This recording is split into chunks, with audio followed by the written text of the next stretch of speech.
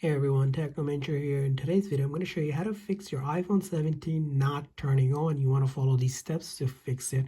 So the very first thing to troubleshoot this is that make sure your phone is charged here. You want to charge at least half hour or so before trying this. If it's not charged, it's not going to work. Sometimes the charge port may not work, so a regular charging might not work. You might want to consider using a wireless charger or even using a different charger. Sometimes if the charger is broken or the outlet has an issue, you might not get it to charge, and then this process won't work. But if you know your phone has charge, but it's not turning on, you want to follow this step.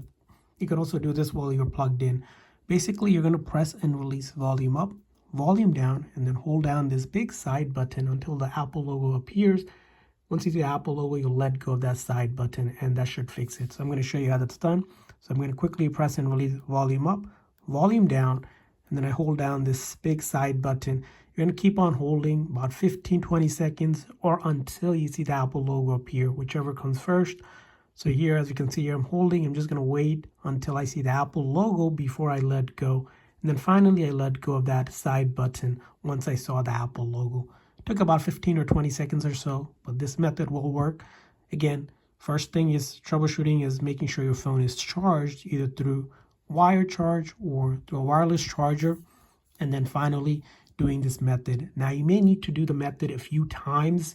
If it doesn't work, just keep on trying. Eventually, you should get the Apple logo to appear and it should be fixed. Again, all you do is quickly press and release volume up, volume down, and then you hold down that big side button. As you can see here, I'm doing it one more time just to show you how this method can be done. This is known as a forced restart, which basically shuts down the phone's software completely and reloads the code without deleting any of your data. And very safe to do.